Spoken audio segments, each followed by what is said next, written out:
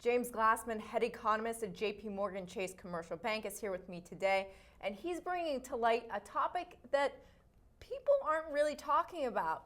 Jim, there's a deficit that everyone is concerned about, okay? We just went through the fiscal cliff, the first part of those negotiations, the second part on spending is to come, but the deficit is a key issue here, and you know what, you bring up two good points. There's a structural deficit and there's a cyclical deficit, and most people don't know the difference between the two. Can you explain that, and which are you more concerned about? Yeah, ask most Americans what's the problem, and they'll tell you, well, it's what'll come to mind is the $1 trillion deficits we're running today.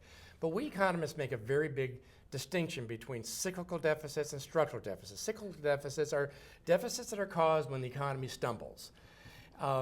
They fix themselves when the economy gets back on its feet. Structural deficits are things that need addressing because it means something fundamentally is out of whack, and it's going to get you if you don't fix it. So now here's the thing to think about. Go back, turn the clock back to 2007. 2007, before the economy went into recession. The federal deficit, what was it? Most people will tell you, oh, it must have been bad. It was about 1% of GDP. We weren't even talking about it. And that we were still financing this operation in Iraq, and we were rebuilding New Orleans. So we really had no deficit to speak of. And it's just a reminder that really the problem here is that when the economy fell into recession, the revenues dried up, the government has all these automatic stabilizer programs that kick in, spending goes up. So why it matters is because what it tells you is the cure to a cyclical deficit is to stay focused on your economy, get your economy back to full employment. Structural deficit, though, is the problem. In the U.S., we don't have, today's deficit is not the problem. Our problem is what looms out there in the future. We've all kind of known about this for a while, and it's related fundamentally to government spending for healthcare. Government spending for healthcare was about 1% of GDP back in 1970. Today it's about 5.5% of GDP. The Congressional Budget Office tells us in a couple decades it's going to be about 20% of GDP. What that tells you is if we don't do anything, the size of the government is going to double.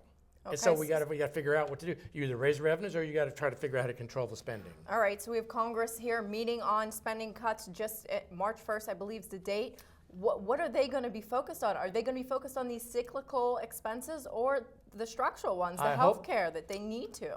There's an interesting conversation starting to creep through the political conversation. It began with Paul Ryan, because Paul Ryan is the one who said, we have to rethink our entitlement system. And what he meant by that was what everyone has known as the problem for a long time, Medicare and Medicaid spending. Mm-hmm. So my hope is, I don't really know what Congress is going to do. I don't think anybody on either side thinks this is a good time to be cutting spending by $100 billion, which is what the sequestration deal does.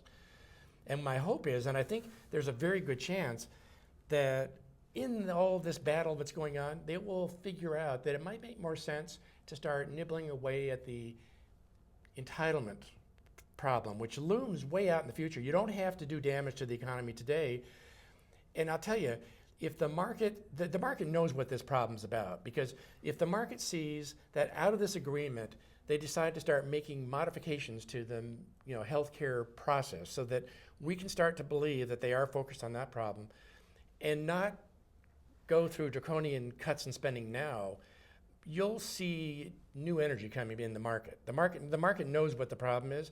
And I'll tell you, if instead what happens is the deal says, let's just cut spending today because we got a problem, the next thought on the market's mind is going to be, oh my God, what's this going to do to the economy? We're not going to think that you are solving the problem, because we know what the elephant in the room is, this healthcare issue. Yeah, the elephant in the room is the healthcare issue. This is going to take quite a while to resolve this issue. As you mentioned in your report, it could take decades. Yeah.